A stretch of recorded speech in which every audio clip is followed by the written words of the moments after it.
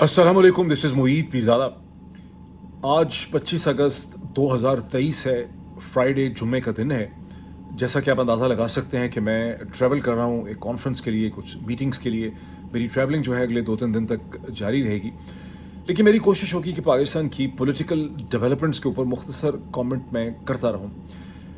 अब से 3 घंटे, आज फ्राइडे का दिन है, अब से कुछ तकरीबन 3 घंटे के बाद इस्लामाबाद हाई कोर्ट में चीफ जस्टिस जनाब आमिर फारूक साहब की अदालत में जो डिविजनल बेंच है, उस डिविजनल बेंच के सामने बहुत इम्पोर्टेंट समाअत एक बार फिर शुरू होगी, जहां फैसला होना है कि क्या आज के दिन former prime minister of Pakistan जनाब इमरान खान साहब को तोशा खाने के केस में रिहाई मिल सकेगी ज़मानत के ऊपर या नहीं मिल सकेगी।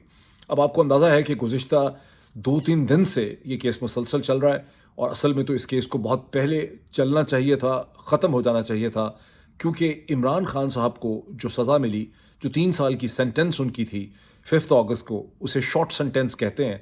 और शॉर्ट सेंटेंस में अमूमन पाकिस्तान में 36 या 48 घंटे, बहुत ही किसी का केस लटक जाए तो 72 घंटों के अंदर रिहाई ज़मानत हो जाती। लेकिन यहाँ पर सूरत हाल ये है कि 22 तारीख तक, 22 अगस्त तक ये केस लग ही नहीं सका और उसके बाद मसलसल यहाँ पर वकील की तरफ से और कुछ और कह लें किस तरफ से मसलसल डिलेइंग टैक्टिक्स जो हैं वो इख्तियार किए जा रहे हैं। अब इससे पहले कि मैं समाअत की तरफ चलूँ और आपको बताऊँ कि इसमें क्या नुकात हैं, और फिर आपको मैं कुछ ऐसे पॉइंट्स भी देना चाहता हूँ जो मैं चाहता हूँ कि आप लोग खुद अपने पास उनको बहुत अच्छी तरह से डिस्कस करें, एक दूसरे से डिस्कस करें, घर में डिस्कस करें, खाने के टेबल के ऊपर डिस्कस करें, ब्रेकफास्ट पे करें, लंच पे करें, दोस्तों के साथ करें, ऑफिस में करें, और अपनी आपस की गुफ्तो शनीद से, आपस की डिस्कशन से उन पॉइंट्स को पूरे पाकिस्तान में फैला दें, अपने ट्विटर के ज़रिए, अपने व्हाट्सएप के ज़रिए, अपने सोशल मीडिया। लेकिन इससे पहले कि मैं उन पॉइंट्स की तरफ चलूँ, मैं आपको एक ख़बर सुनाना चाहता हूँ। ख़बर बहुत ही इंटरेस्टिंग है। ये ख़बर गुज़िश्ता कई दिनों से डेवलप कर रही थी, लेकिन अब उसे मंज़र आम पे आज के दिन लाया गया है। वंस अगेन ये कोई ऑर्गेनिक डेवलपमेंट नहीं है, ये उन किस्म की डेवलपमेंट है, उस किस्म की डेवलपमेंट्स हैं जिन्हें मैं कहता हूँ कि ये वो डेवलपमेंट्स हैं जो सिंथेटिक होती हैं, जिन्हें सिंथेसाइज़ किया जाता है। यानी वो चीज़ें नहीं हैं जो हो गई हैं, बल्कि ये करवाई जाती हैं और इनको स्क्रिप्ट से किया जाता है।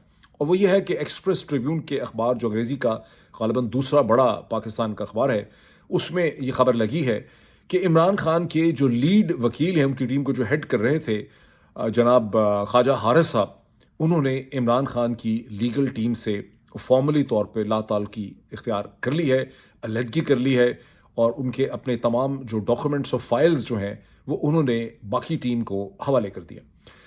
जो ये स्टोरी लगी है, और ये डॉन में नहीं है, ये किसी और अखबार में नहीं है, ये एक्सप्रेस ट्रिब्यून की एक स्पेशल स्टोरी है।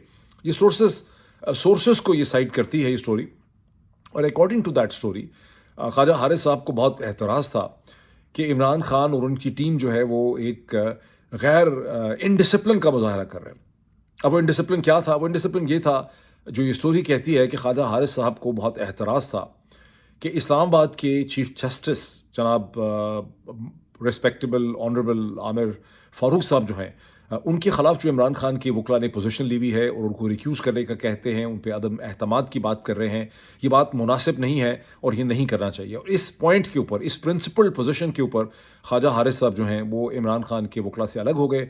और आपके नॉलेज में है कि गुज़िश्ता कई दिनों से वो जो हैं कोर्ट्स पे अपीयर नहीं हुए। ना वो इस्लामाबाद हाई कोर्ट में अपीयर हुए और ना ही वो इस सुप्रीम कोर्ट ऑफ पाकिस्तान के सामने जो प्रोसीडिंग हुई वहाँ पे अपीयर नहीं हुई। तो ये इसकी ऑफिशियल पोजीशन है कि वो अब अलग हो गए हैं। और अब आज जो गुज़िश्ता 2 दिन से भी लतीफ़ खोसा साहब भी, जो पाकिस्तान के फॉरमोस्ट कॉन्स्टिट्यूशनल एक्सपर्ट हैं, सेनेटर रहे हैं, पाकिस्तान पीपल्स पार्टी के बड़े अहम रहनुमा हैं, गवर्नर पंजाब रह चुके हैं, तो लतीफ़ खोसा साहब ही ये केस आर्ग्यू करेंगे। और लतीफ़ खोसा साहब के साथ बैरिस्टर गौहर भी हैं, बैरिस्टर मरवत भी हैं, वहाँ पर नईम पंजोथा और इंतज़ार पंजोथा भी हैं, बाबर रहमान साहब भी हैं। मैं बल्कि सीक्वेंस से नाम नहीं ले रहा, I am sorry for that, क्योंकि सीनियर लोगों के नाम भूल गया हूँ। सबसे सीनियर जो हैं इसमें सलमान अकरम राजा साहब भी इस टीम में, क्योंकि मैंने देखा नहीं कि उन्होंने कहीं बहस में हिस्सा लिया हो। बहरहाल सलमान अकरम राजा साहब भी अदालत में होते हैं और इस टीम की मदद कर रहे हैं। ख्वाजा हारिस साहब की जो एक्सप्लेनेशन दी गई है सोर्स में कि उन्होंने लहदगी इसलिए इख्तियार कर ली है, ये तो खबर लगवाई गई है। ज़ाहिर है ये उनकी अपनी स्टेटमेंट नहीं है, ये बयान नहीं है, और आप अच्छी तरह से समझ सकते हैं। अखबार भी कुछ अर्सा पहले बिक गया था। आपको शायद ख़बर हो कि एक्सप्रेस ट्रिब्यून अब पिछली मैनेजमेंट टीम के पास नहीं है, वो एक और बिज़नेस ग्रुप ने ख़रीद लिया है। एक ऐसे बिज़नेस ग्रुप ने एक्सप्रेस ट्रिब्यून को ख़रीद लिया है जिसका अच्छे लोगों के साथ बहुत अच्छा ताल्लुक़ है। अच्छे लोगों ने ही उनको कहा कि ये आप ख़रीद लें, बिकॉज़ एक्सप्रेस ट्रिब्यून के साथ न्यूयॉर्क टाइम्स भी लगा हुआ है। जब एक्सप्रेस ट्रिब्यून की फ़िज़िकल कॉपी आपको मिलती है पाकिस्तान में, तो उसके साथ न्यूयॉर्क टाइम्स का प्रिंट एडिशन भी आपको मिलता है। और जो अच्छे लोग थे, जो अक्लमंद लोग हैं, चूँकि अक्लमंदी करते हैं, उन्होंने ये डिसाइड किया कि हमें ये अखबार चाहिए एक्सप्रेस ट्रिब्यून, क्योंकि हमारा साथ में जो है न्यूयॉर्क टाइम के साथ भी एक ताल्लुक़ हो जाएगा। ये और बात है कि यहाँ न्यूयॉर्क टाइम्स को ख़बर मिल चुकी है, और न्यूयॉर्क टाइम्स से कोई ख़ास ताल्लुक़ जो है उनका नहीं बन सकेगा, बिकॉज़ न्यूयॉर्क टाइम्स खुद बज़ाते खुद एक बहुत बड़ा इंस्टीट्यूशन है। तो बहरहाल जिन लोगों ने ख़बर लगाई है, उनका कहना ये है कि एक असूली मौक़िफ़ ख़ालिद साहब का है, जिसकी वजह से ख़ालिद साहब ने इख्तलाफ़ कर लिया। वो आमिर फ़ारूक साहब के बारे में बातें जो की जा रही हैं मनफ़ी, इमरान खान साहब का जो रवैया है, जो एटीट्यूड है उनके वकला का, उससे ख्वाजा हारिस साहब इत्तफ़ाक़ नहीं करते। अब हम सब वेट कर रहे थे कि ये ख़बर फ़ॉर्मल हो जाए, बिकॉज़ गुज़िश्ता कई दिनों से ये ख़बर गर्दिश कर रही थी कि ख्वाजा आसिफ़ साहब जो हैं वो शदीद दबाव में हैं। उनके ऊपर बहुत दबाव है कि वो अपने आप को इससे, इमरान खान की टीम से अलग कर लें। आपको याद होगा कि उनको FIA की एक FIR वाला भी थी, वो भी बस एक बहाना ही था। सोर्सेज़ कहते हैं, जो मुझसे जो सोर्सेज़ ने बात की, कि वो बहाना था। असल में 5 अगस्त 2023 से पहले, सोर्सेज़ ये कहते हैं कि 5 अगस्त 2023 से पहले ही ख्वाजा हारिस साहब के ऊपर बहुत ज़्यादा दबाव था। और 5 अगस्त को जब इमरान खान साहब को सज़ा मिली एडिशनल सेशन जज दिलावर हुमायूं से, तो भी आपको याद होगा कि ख्वाजा हारिस साहब अदालत में बहुत देर से पहुँचे। ख्वाजा साहब अदालत में कहीं पहुँचे ही 12 बजे के बाद, और एडिशनल सेशन जज साहब पुकारते रहे, वो शोर मचाते रहे हुमायूं दिलावर कि वकील नहीं आए हैं, वकील नहीं आए हैं। और फिर उसके बाद उनको बहाना मिला, और जब ख्वाजा साहब वहाँ पहुँचे और ख्वाजा साहब ने एक्सप्लेनेशन दी, बल्कि ख्वाजा साहब ने एक एप्लीकेशन भी दी। उन्होंने सुप्रीम कोर्ट में उन्होंने कहा कि उनके क्लर्क को, जिसके पास फाइलें थी, उनके पास रिकॉर्ड था, उसे अगवा कर लिया गया था, उसके हब्से बेजार में उसको रखा गया। मैं बड़ी मुश्किल से यहाँ पहुँचा हूँ। बहरहाल जब ख्वाजा साहब वहाँ पहुँचे तो दिलावर हुमायूं साहब ने कहा कि मैं अब कुछ नहीं कर सकता, और उन्होंने अपना फ़ैसला डिक्टेट करवाना शुरू कर दिया।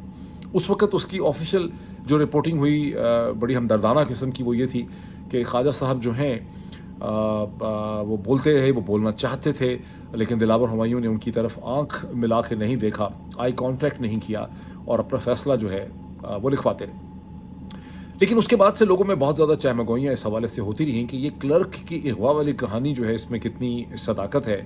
और ख्वाजा हारिस साहब को तो अंदाज़ा होना ही चाहिए था कि ये केस जो है 5 अगस्त को, जिसमें इमरान खान साहब को सज़ा देने के लिए जज साहब तुले हुए हैं, ये कितना इम्पोर्टेंट केस है।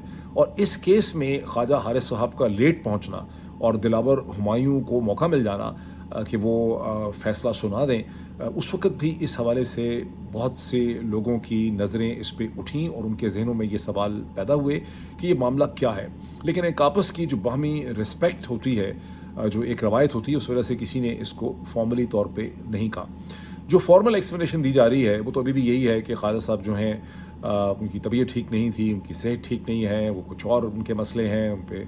और एक एक्सप्लेनेशन जो है वो ये भी दी गई कि अब तो चूँकि वो एक पिटिशन दायर कर चुके हैं अपने क्लर्क के हवाले से इस्लामाबाद हाई कोर्ट के अंदर, वो बज़ाते खुद वहाँ एक पिटिशनर बन चुके हैं, कंप्लेनेंट बन चुके हैं, तो अंडर द सर्कमस्टांसेस उनका जो है टीम के साथ शामिल होना मुनासिब नहीं होगा।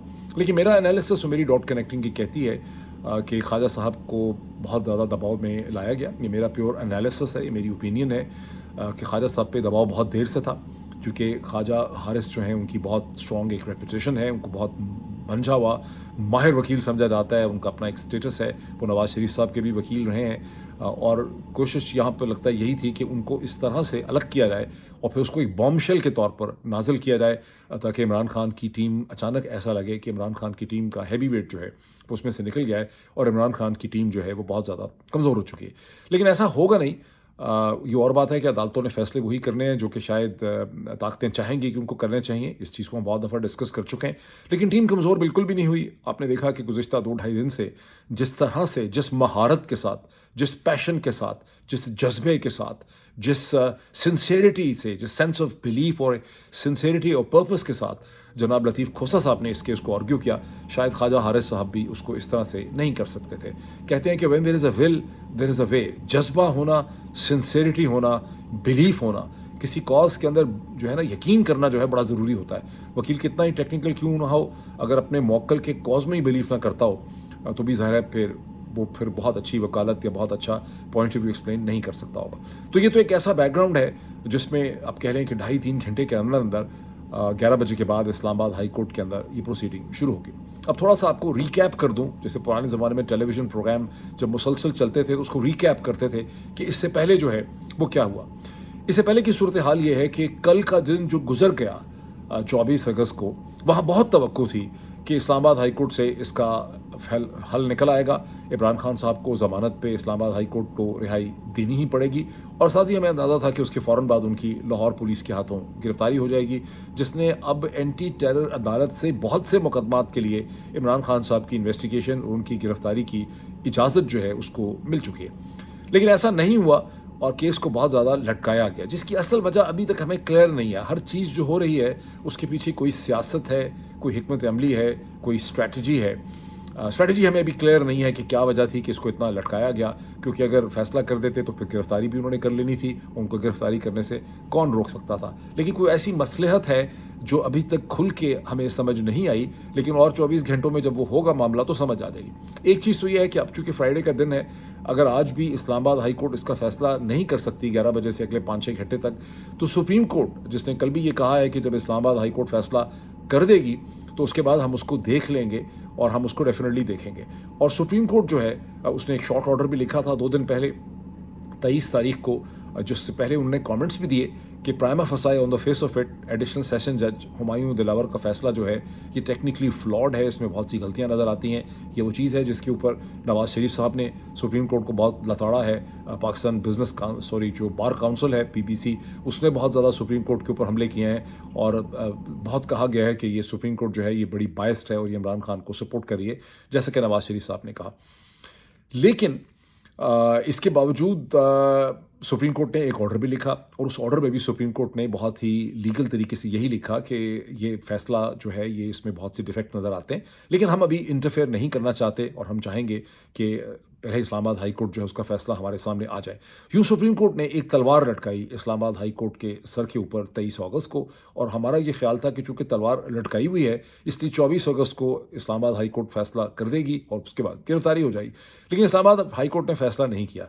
इस डिले की एक जो वजह मुझे समझ आती है, मेरी नाक़स अक़ल में अभी क्लैरिटी नहीं है पूरी तरह से, वो ये है कि चूँकि सैटरडे के दिन सुप्रीम कोर्ट नहीं लगनी है, प्लान ग़ालिबन कुछ इस किस्म का है कि यहाँ पे चीज़ को बहुत ज़्यादा लटकाया जाए और ताकि इमरान खान के वकला को इस्लामाबाद हाई कोर्ट के फ़ैसले को लेकर फैसला इतना लेट कर दिया जाए, इतनी देर से निकाला जाए फ्राइडे की शाम को, ताकि 10 बजे कहीं लिखा जाए इसी तरह से कि लिख रहे हैं। फ़ैसला तो ज़ाहिर पहले ही लिखा हुआ होगा और उसके बाद जो कोई भी फ़ैसला होगा टेक्निकल किस्म का, उसके बाद जो भी कार्रवाई अमल में लानी है, इमरान खान की गिरफ्तारी करनी है, कोई प्रोडक्शन ऑर्डर करने हैं, लाहौर के लिए ले जाना है, कुछ करना है, तो वो सब कुछ रात को हो जाए और सुप्रीम कोर्ट तक इमरान खान के वकला को पहुँचने का मौका ना मिले।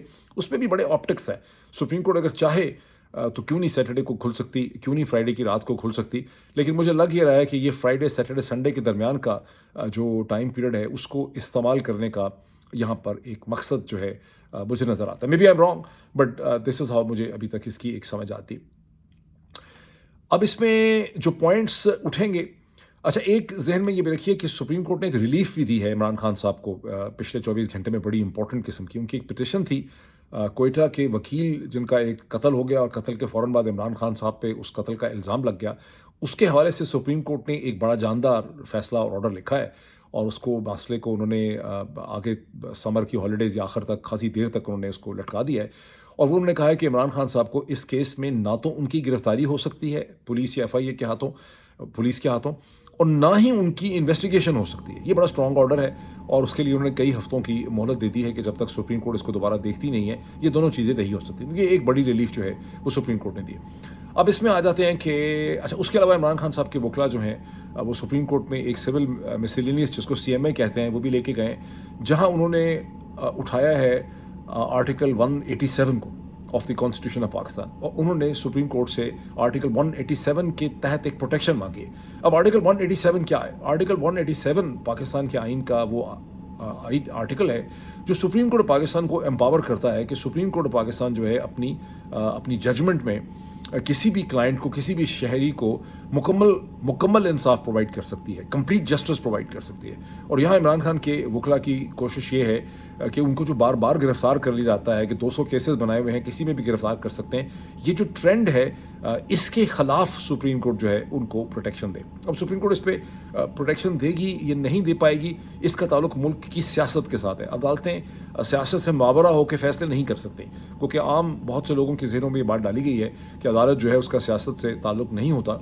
लेकिन दुनिया की हर अदालत जो है वो उस मुल्क और उस रियासत की सियासत से इफ़ेक्ट होती है, उससे इंडिपेंडेंट नहीं हो सकती है, और बड़े अमेरिका में भी नहीं हो सकती है। और फिर अल्टीमेटली कितना अच्छा वो जस्टिस डिलीवर करती है उसका ताल्लुक उस मुल्क की सियासत से ही होता है। अच्छा, एनीवे, अब आ जाते हैं उन पॉइंट्स की तरफ जो अब आपके सामने उठेंगे। आज फिर इस्लामाबाद हाई कोर्ट में एक दिन पहले भी उठे हैं, और ये वो पॉइंट्स हैं जो 7 पॉइंट्स मैंने सामने लिख के रखे हैं, जिसके लिए मैंने आपको शुरू में कहा था कि इसमें आप सबका जो कोऑपरेशन है, आपकी जो अंडरस्टैंडिंग है, आप अगर इसका रट्टा लगा लें इन पॉइंट्स का और इसको अपने व्हाट्सएप पे शेयर करें। अगर आप घर में अपनी बीवी के साथ डिस्कस कर सकते हैं, बीवी से डिस्कस करें। आप बीवी हैं, हस्बैंड से डिस्कस कर सकती हैं, हस्बैंड से डिस्कस करें। बच्चों को बताएं। कि मैं आपको बड़ी इंटरेस्टिंग एक स्ट्रेटजी बता रहा हूँ। अपने स्कूल, कॉलेज में, अपनी यूनिवर्सिटी के अंदर, अपने दफ्तर के अंदर अपने कोलीग्स को बताएं कि तहिया करें कि आज के दिन, ये दिन जो शुरू हो रहा है, इसमें आप इन 7 पॉइंट्स को याद रखेंगे कि वो 7 पॉइंट्स हैं जो ये साबित करते हैं कि इमरान खान के ख़िलाफ़ जो फ़ैसला हुआ ये गलत है, और इमरान खान को इसमें 48 घंटे के अंदर ज़मानत पे रिहाई मिल जानी चाहिए थी। ये 7 पॉइंट्स मैं आपके साथ शेयर करने वाला हूँ। अनफॉर्चुनेटली मेरे पास कोई एडिटर नहीं है कि मैं बुलेट पॉइंट्स में इनको स्क्रीन के ऊपर लिख देता। आप देखिए, ये पहली दफ़ा है कि मैं आईफोन के साथ इसे रिकॉर्ड कर रहा हूँ, और इतनी ग्लेयर हो रही थी कि मैंने अपनी ग्लासेस भी जो हैं वो मैंने उतार के रखी हुई हैं, बिकॉज ग्लेयर जो है वो बहुत ज़्यादा होती है जब इसको पहनते हैं आप। तो बहरहाल ये मैं आईफोन के साथ पहला रिकॉर्ड कर रहा हूँ, तो ज़ाहिर है बड़े नामुसाइद किस्म के हालात में कर रहा हूँ। इस वक्त मेरा लैपटॉप पे मैं कर नहीं सकता था। तो ये जो 7 पॉइंट्स हैं इसको आपने डिसेमिनेट करना है। अच्छा, ये देखिए कि याद रखें कि आज से कोई 200 साल पहले अखबार भी नहीं होते थे, छोटे छोटे टैबलॉइड हुआ करते थे। उससे और 50-100 साल पीछे चले जाएं, 17वीं 18 तो लोगों के पास टैबलॉइड भी नहीं होते थे, बिलबोर्ड्स भी नहीं होते थे, अखबार भी नहीं होते थे, रेडियो भी नहीं था, टेलीविज़न भी नहीं था, सोशल मीडिया तो दूर की बात है, कुछ भी नहीं था। लेकिन आपका क्या ख्याल है कि उस ज़माने में बाज़ार से लोगों को खबर नहीं मिलती थी? जब कहीं कोई चीज़ हो जाती थी लोगों को पता नहीं चलता था कि वो चीज़ हो रही है? पता चलता था। मज़ाहिब कैसे फैले हैं, दुनिया में तमाम खबरें फैलती थीं। जब कभी भी किसी भी चीज़ की नशर व अशात जो है वो रुकती नहीं थी, और वो चीज़ होती है वो सीना दर सीना चलती थी। लोग बाज़ार में, गली में एक दूसरे को मिलते थे, उसे कहते थे तुम्हें पता है कि ये चीज़ हो गई है। तो एक ह्यूमन मॉडिकम और एक मीडियम जो है वो हमेशा से एग्जिस्ट करता था। तो आप ये 7 पॉइंट जो है इनका रट्टा लगाएं, और ये 7 पॉइंट जो है आपने कम से कम दिन में, आज के दिन में 3 अपने दोस्तों को, अपने अहबाब को, अपने बच्चों को, अपनी बीवी को, अपने मुलाजिम को, अपने ड्राइवर को, अपने ये 7 पॉइंट जो हैं ये बताने। पहले बताने लगा आपको पॉइंट नंबर 1 क्या है। पॉइंट नंबर 1 ये है कि पाकिस्तान की तारीख में, पूरी क्रिमिनल जस्टिस हिस्ट्री में, जब भी किसी मुल्ज़िम को, किसी शख्स को शॉर्ट पनिशमेंट होती है, शॉर्ट ऑर्डर होता है, शॉर्ट सेंटेंस उसका होता है 3 साल या 3 साल से कम, तो उसको 48 घंटों के अंदर अंदर उसकी ज़मानत हो जाती है, उसको रिलीफ मिल जाती है। और यहाँ पर कोई दिलावर, हुमायूं दिलावर ने कोई मेहरबानी नहीं की इमरान खान पे। जो इल्ज़ाम उनके ऊपर लगाया गया था उसकी मैक्सिमम पनिशमेंट जो वो दे सकते थे, 5 साल की डिस्क्वालिफिकेशन, 3 साल की सज़ा, वो उन्होंने इसमें ठोक दी। लेकिन ये शॉर्ट सेंटेंस है, और पाकिस्तान की पूरी तारीख जो 75 बरस की है, इस सारी क्रिमिनल जुरिस्प्रूडेंस के अंदर शॉर्ट ऑर्डर, शॉर्ट सेंटेंस में आपको 48 घंटों के अंदर अंदर आपको ज़मानत के ऊपर रिहाई मिल जाती है। पॉइंट 1।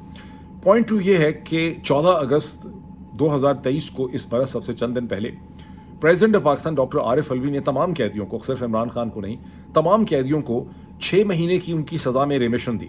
जब 6 महीने की रिमिशन दी तो इमरान खान की जो ये सज़ा है वो भी 3 साल से कम होकर 2.5 साल की रह गई। तो ज़्यादा फिट केस हो गया बेल के लिए। अब इमरान खान तकरीबन 20 दिन से जेल के अंदर हैं, और आपको पता है कि जेल के 20 दिन 20 नहीं होते, वो गालिबन 40 बन जाते हैं, 30 बन जाते हैं। तो ये भी रिमिशन के अंदर ऐड हो गया। तो अब ये सज़ा जो इस वक्त इमरान खान की पेपर के ऊपर एग्जिस्ट करती है, देखिए कितने इंटरेस्टिंग पॉइंट्स आपको बता रहा हूँ, ये 2.5 साल से भी कम है। अब ये दूसरा पॉइंट हो गया कि सज़ा 3 साल की थी, 2.5 साल से कम रह गई है। और आगे आ जाएं, प्रेसिडेंट की रिमिशन का मैंने आपको बता दी। तीसरा पॉइंट ये है, ये बड़ा इंटरेस्टिंग पॉइंट है कि इलेक्शन कमीशन ने जो रेफरेंस बनाया है इमरान खान के ख़िलाफ़ 2022 के अंदर, जो 22 अक्टूबर 2022 को इमरान खान के ख़िलाफ़ इलेक्शन कमीशन ऑफ पाकिस्तान ने अपनी सुपीरियर जजमेंट में जो फ़ैसला किया, ये 900 दिन के बाद उनको ख्याल आया कि इमरान खान के गोशवारे ठीक नहीं। ये इमरान खान के 2018-19 के इलेक्शन के गोशवारे हैं। और जहन में ये भी रखिए कि ये वो गोशवारे नहीं है जो इलेक्शन से पहले फाइल किए जाते हैं, ये एनुअल रिटर्न्स हैं जिनको देखता कोई नहीं। और इनके ऊपर अगर आपको कोई ऑब्जेक्शन करनी थी इलेक्शन कमीशन को तो पहले 120 दिन के अंदर करनी थी, लेकिन इलेक्शन कमीशन ने 900 दिन के बाद जाके ये ऑब्जेक्शन रेज की है 2022 के अंदर। तो ये बिल्कुल बनता नहीं है केस, ये रेफरेंस जो है ये फ्लॉड है। ये हो गया आपका तीसरा पॉइंट। चौथा पॉइंट ये है कि एडिशनल सेशन जज हुमायूं दिलावर ने इमरान खान की विटनेसेस जो चार्टर्ड अकाउंटेंट थे, ये कभी होता नहीं है कि एक मुलजम उसके वकील ये कहें कि हमारे ये विटनेसेस हैं इनको देख लें और जज ये फैसला कर दे कि मुझे ये विटनेसेस की शक्ल पसंद नहीं आ रही, मुझे लगता है ये रेलेवेंट नहीं है, ये इंपॉर्टेंट नहीं है, मैं इनकी बात नहीं सुनूंगा। ज़रा जज साहब इतने कहीं से उनके ऊपर इतना दबाव था, इतना प्रेशर था कि वो जल्दी जल्दी करना चाह रहे थे, उनको फैसला करना था। अच्छा, ये 4 पॉइंट हो गए। पांचवा पॉइंट ये है कि इमरान खान को राइट ऑफ डिफेंस ही नहीं मिला, उनको और उनके वकील को सुना ही नहीं गया और उनको इनकी एब्सेंशिया में ये सज़ा सुना दी गई इतनी जल्दी, इतनी भागम दौड़म में। ये पांचवा पॉइंट है, ये बड़ा इंपॉर्टेंट पॉइंट है। छठा ये है कि उससे पहले 3 अगस्त को इस्लामाबाद हाई कोर्ट ने जो फैसला किया उसमें सेशन जज को ये कहा कि आप इन पॉइंट्स के ऊपर दोबारा से इसको एग्जामिन करें, रिव्यू करें। लेकिन चूंकि सेशन जज का तो फैसला पहले से वो लिखा हुआ था, खुद लिखा हुआ था, ये कहीं से लिखा हुआ आया था, तो उन्होंने इस फैसले के अंदर ये रेफरेंस दिया ही नहीं हुआ कि इस्लामाबाद हाई कोर्ट ने ये डिसीजन दिया था 3 अगस्त को, and in view of that ये तो लिखना ही था ना उनको। एक असिस्टेंट कलेक्टर या पटवारी भी डिसीजन लिखता तो उसने ये तो लिखना ही था कि जब कमिश्नर साहब ने मुझे ये भेजा तो मैंने कमिश्नर साहब के फैसले के बाद फिर मैंने अपना माइंड दोबारा अप्लाई किया। ये सिर्फ एक रस्मन भी जुमला लिखा जाता है, वो रस्मन भी उन्होंने उसमें से नहीं लिखा इसलिए कि फैसला ही पहले लिख चुके थे। यही वो चीज़ है जिसको एक दिन पहले अदालत के, मैं खुद नहीं कह रहा, ये अदालत के अंदर लतीफ़ खोसा साहब ने ये चीज़ इस्लामाबाद हाई कोर्ट के चीफ जस्टिस को कही है कि इन्होंने 30 मिनट के अंदर, ये आखिरी पॉइंट है कि 30 मिनट में 12 बजे इन्होंने कहा कि मैं फैसला डिक्टेट करवाने लगा हूं और 35 पेज का फैसला इन्होंने 30 मिनट के अंदर लिख लिया। 30 मिनट के अंदर तो 1 पेज या 1.5 पेज बमुश्किल जो है लिखा जा सकता है। तो ये सारे के सारे पॉइंट्स हैं, इनको आप लिख के रखें और आपने कम से कम 3 लोगों को ये पॉइंट जो है आपने बताने हैं। तो लें, देखें क्या होता है। उसके बाद यूएस एम्बेसडर का टाइम अभी रहा नहीं, उसका भी मैंने एक करना था कि उसकी सिग्निफिकेंस क्या बनती है, ऑप्टिक्स क्या है उसके, लेकिन अभी इतना ही बड़ा है। फिर इससे आपसे मुलाकात होती है बहुत जल्दी। Thank you.